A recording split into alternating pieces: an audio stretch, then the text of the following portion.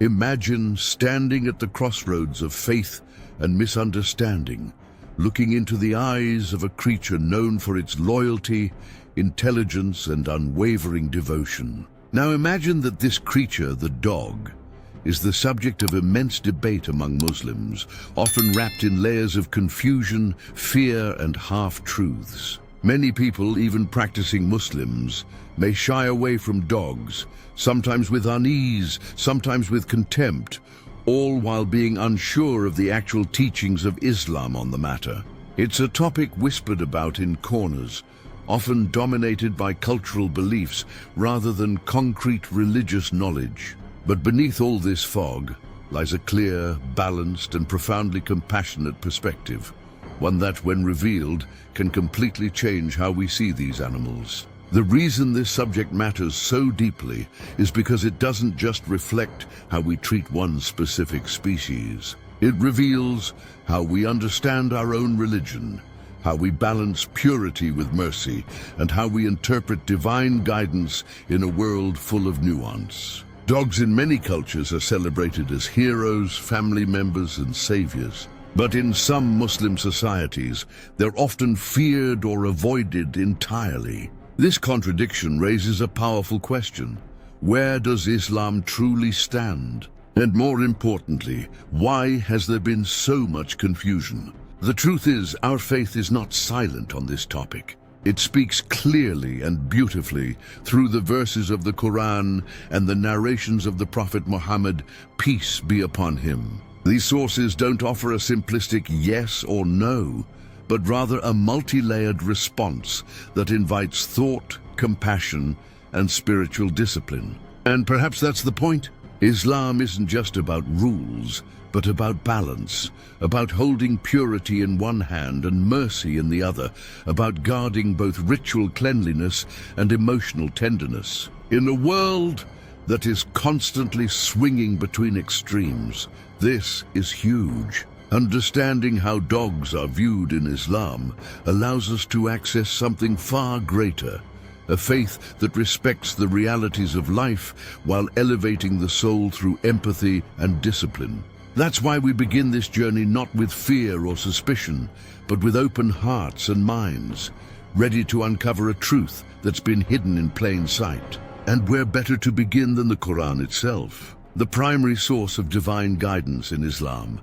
While many may assume that dogs are absent from this holy book, that assumption quickly dissolves when we enter the powerful narrative found in Surah Al-Kahf. Known as the people of the cave, this story is one of faith, resilience, and divine protection. It speaks of a group of young men who fled persecution for the sake of their belief in Allah. They took shelter in a cave, trusting entirely in God's mercy. But they were not alone. With them was a dog, a silent guardian who rested at the entrance of the cave, sharing in their seclusion and their miracle. The Quran describes this scene with a level of detail that is both poetic and purposeful. You would have thought them awake while they were asleep. And we turned them to the right and to the left, while their dog stretched his forelegs at the entrance. Surah Al-Kahf 18. This is no mere background detail. The dog is mentioned multiple times in the passage, and his inclusion among these righteous youths is intentional. Why would Allah choose to highlight an animal, especially one later labeled by some as impure? The answer lies in the symbolic and spiritual significance of his presence. This dog was not excluded from the miracle, nor was it treated as a contaminant. It was part of the group, part of the blessing, protected under the same divine care that sheltered the believers. This isn't just a story about the endurance of faith. It's a message to every Muslim. Dogs are not inherently unworthy or impure. When aligned with righteousness, even a creature often misunderstood or rejected becomes a witness to divine mercy.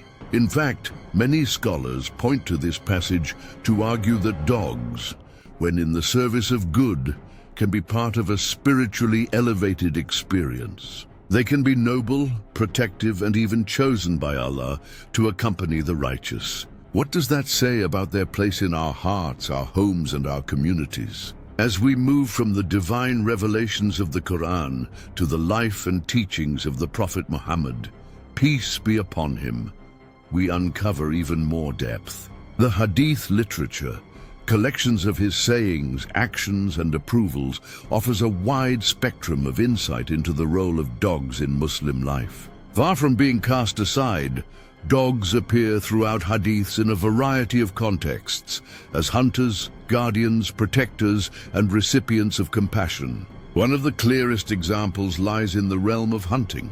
The Prophet, peace be upon him, allowed Muslims to use trained dogs for catching game. In Sahih Bukhari, he said, "If a dog which is trained for hunting catches the game for you, you may eat it." This isn't just permission. It's a sign of trust in the animal's role. The dog is not considered a polluter of the food, but a trusted tool in lawful sustenance. Its participation in the hunt does not nullify the permissibility of the meat. In fact, its training is honored, its role respected. Likewise, dogs are recognized for their function in guarding. In another narration, the Prophet stated, "Whoever keeps a dog, except for hunting or herding livestock, his reward will be decreased by 2 qirats every day." This might seem like a warning, but it actually points to an important exception. Keeping dogs for legitimate reasons, such as herding or guarding property, is not only permissible, but exempt from penalty. The concern isn't the dog itself. It's the unnecessary keeping of dogs in ways that might interfere with cleanliness or religious duties. But when the need is valid, the reward remains intact. Islam again shows its commitment to balance and practicality. Then comes perhaps the most touching narration of all, the story of the prostitute from the children of Israel who encountered a thirsty dog near a well. She saw it panting, desperate for water. With no one else around, she took off her shoe, filled it with water, and quenched the dog's thirst. Because of this small act of compassion, Allah forgave her sins. Think about that. A woman who had lived a life many would judge harshly was granted forgiveness, not through a grand gesture, but through kindness to a suffering animal. In that moment, the dog became a vessel of divine mercy, a key to salvation. This hadith not only elevates the dog, but redefines our understanding of piety. It teaches that compassion, even to a creature many might avoid, is more beloved to Allah than rigid piety devoid of mercy. The Prophet's teachings don't limit the value of animals to their function. They extend it to their existence. They are part of creation, and as such, they deserve our care, our mercy, and our respect. But what about purity? What about the oft-repeated concern that dogs are impure and should be kept away from places of prayer? This is where many misunderstandings begin, and where clarity is most urgently needed. Islam places tremendous importance on ritual purity, particularly before performing acts of worship. But this does not mean the entire animal is impure or unworthy. It means we are called to be mindful and clean, not fearful and avoidant. The Prophet did say, "If a dog drinks from the utensil of any one of you, it must be washed 7 times. This hadith, recorded in Sahih Bukhari, has formed the basis for the ruling that a dog's saliva is najis, or impure. But it's crucial to recognize the scope of the ruling. It refers to saliva, not the fur, not the presence, not the dog as a being. This differentiation is key. It teaches us how to maintain purity without casting judgment or hatred toward the animal itself. Different schools of thought interpret this ruling with slight variation. The Maliki school, for instance, considers dogs as not impure in essence and only applies this purification ruling out of precaution or for utensils used in eating. The Hanafi school emphasizes practical cleanliness without attributing impurity to the dog's body. Across the board, scholars agree on one thing: the goal is cleanliness, not vilification. In fact, by allowing dogs in certain roles and even acknowledging their presence in Quranic stories, Islam reveals its deeper objective: to guide Muslims in a life of discipline, mindfulness, and compassion. It's not about exclusion, but about responsibility. You can benefit from a dog's service, share space with it, and even care for it deeply, as long as you maintain cleanliness for acts of worship. That's the beauty of Islam's guidance. It doesn't demand detachment from the world, but invites you to walk through it with awareness, grace, and mercy. And when we embrace that understanding, everything begins to make sense. Dogs are not forbidden. They are regulated. They are not impure beings. They are part of a divine system that calls us to balance our love for creation with our devotion to the Creator. When viewed through this lens, every hadith, every verse, every ruling becomes a stepping stone toward a richer, more compassionate faith. When you strip away all the scholarly debates and surface-level rulings, what remains at the core of Islam is a heartbeat, a pulse of compassion that flows through every verse, every command, every prophetic example. And nowhere is that compassion more powerfully felt than in the treatment of animals. Islam doesn't just allow kindness toward animals. It commands it. It elevates it to a moral imperative, something that reflects the very condition of a person's soul. And dogs, often caught in the tangle of cultural taboos and legalistic interpretations, are no exception to this rule of mercy. Imagine this: a woman reviled by society, known for her sins, walking along a barren road. She spots a dog, its tongue out, body weak, circling a well in desperate search of water.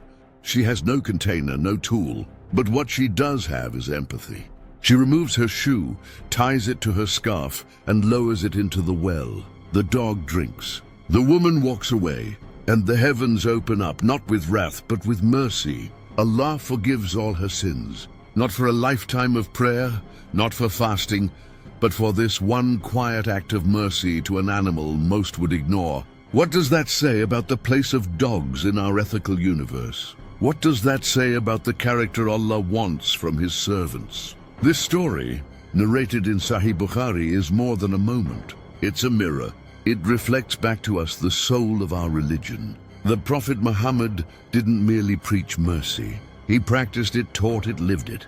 He reminded his followers that every act of kindness to a living being is a form of charity. Feeding a hungry animal, quenching the thirst of a dog, even removing harm from its path. All of these are spiritually rewarded. The animal does not need to be useful, domesticated, or beloved.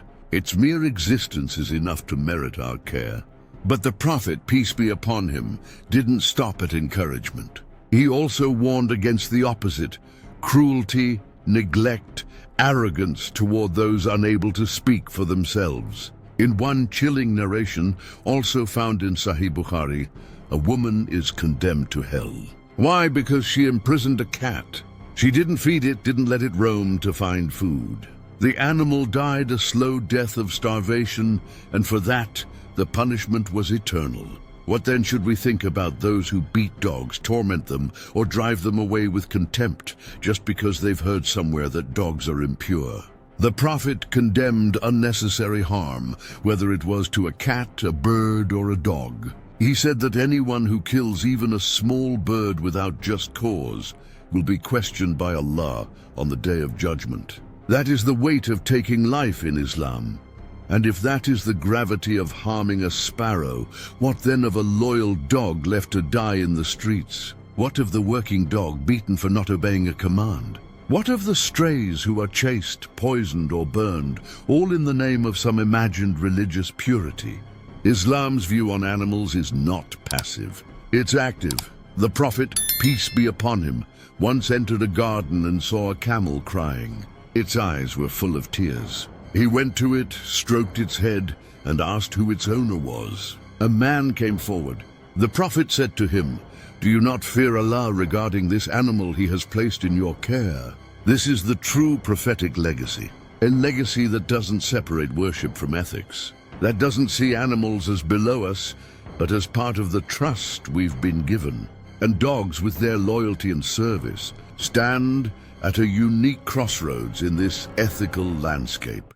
In many parts of the Muslim world today, Dogs are not only cared for, they are essential partners in the daily lives of families, workers, and entire communities. In rural areas, shepherds still rely on dogs to protect their flocks from predators. In urban centers, police forces deploy trained dogs to locate missing persons, detect explosives, or protect civilians during high-risk situations. These aren't hypotheticals. They are real, lived examples of how dogs contribute meaningfully to the safety and well-being of Muslims everywhere. In countries like Turkey, Indonesia, and parts of the Middle East, working dogs are not considered impure burdens. They are respected members of society. Their utility is not seen as contradicting Islamic values, but rather fulfilling them. Because at its core, Islam is a religion of benefit. Anything that brings about good, prevents harm, or protects life is praised and encouraged. And if a dog can do that, if it can guide the blind, calm a child with autism, detect seizures before they happen, then that dog becomes a vessel of divine mercy. In these communities, we see the practical integration of Islamic law and modern reality. Dogs are kept for service, but precautions are taken to maintain cleanliness. Muslims who handle dogs wash before prayer, avoid contact with saliva, and keep separate spaces for worship. The idea is not to reject the animal, but to live responsibly alongside it. Just like one wouldn't wear muddy shoes into the masjid, one wouldn't allow a dog to interfere with purity rituals. It's not about fear, it's about mindfulness. And this mindfulness extends even to dogs kept as companions. Across the world, there's a growing number of Muslims who keep dogs as pets, not just for work or guarding, but for love. These Muslims understand the legal rulings, but also see the bigger picture. Cleanliness can be maintained, boundaries can be set, and affection does not have to be forbidden. They wash their homes, limit the dog's access to prayer spaces, and ensure they're always in a state of readiness for worship. They understand that Islam is a religion of balance, not restriction for the sake of restriction. This shift in perception is also helping to challenge long-held misconceptions. In many communities, cultural beliefs about dogs have overshadowed religious teachings. Stories have circulated for generations, claiming that angels won't enter a home with a dog. While there are hadiths mentioning this, they are often taken without context. Scholars have explained that these narrations refer to specific circumstances, such as dogs being kept inside unnecessarily or causing filth in spaces designated for prayer. They are not blanket condemnations, and more importantly, they are not excuses to mistreat or fear dogs. The deeper message is one of discipline, not disdain. Islam teaches that purity must be protected, but not at the cost of kindness. Rules about cleanliness are meant to guide us, not harden us. When understood properly, they help us live in harmony with Allah's creation, not in conflict with it. This is where the role of scholars becomes crucial. Scholars throughout Islamic history have engaged in detailed debates about the impurity of dogs, not to vilify them, but to better understand how to live responsibly around them.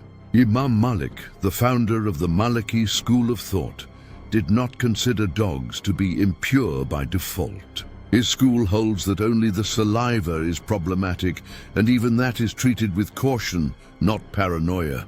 Imam Abu Hanifa of the Hanafi school offered similar reasoning. The emphasis is always on managing contact, not banning the animal. Unfortunately, these nuanced discussions are rarely shared with the public. What reaches the average Muslim is often a stripped-down version of the rulings. Dogs are najis. Don't touch them. But this is a loss for the community, because when rulings are detached from wisdom, they become barriers instead of bridges. They foster fear instead of understanding, and they push people away from the very faith that was meant to uplift them. It is in this environment that misconceptions thrive. Many Muslims today genuinely believe that owning a dog is haram, that keeping one as a pet, even in a clean and controlled environment, is a sin. They may avoid dogs entirely, even when they're in need. They may deny their children the chance to experience the love and loyalty of a canine companion, all because of misinformed fear. But the truth is more compassionate, more flexible, and more beautiful than that. Islam never told us to hate dogs. It told us to be clean, to be careful, and to be kind. And when those three values are understood together, they create a path where dogs are not forbidden, but understood, not feared, but respected, not shunned, but embraced. As long as we walk that path with awareness and sincerity, this is the balanced view Islam offers. A view that respects the rituals of worship and the realities of life. A view that calls us to protect our prayer mats and our animals, our ablution and our empathy. A view that doesn't require us to choose between purity and compassion, but teaches us how to uphold both side by side. Islam does not ask us to choose between piety and kindness. It calls us to embody both, to care for all of Allah's creation with dignity and wisdom. And when we truly understand that, our hearts open, our fears soften, our faith deepens. If this journey brought you clarity, comfort, or a new perspective, I invite you to share this message with others. Let's replace confusion with understanding. Let's build a faith community that honors both purity and compassion, because in doing so, we honor the very spirit of Islam. Thank you for watching. Don't forget to like, comment, and subscribe for more content rooted in knowledge, heart, and faith. Until next time, may peace and mercy be upon you all.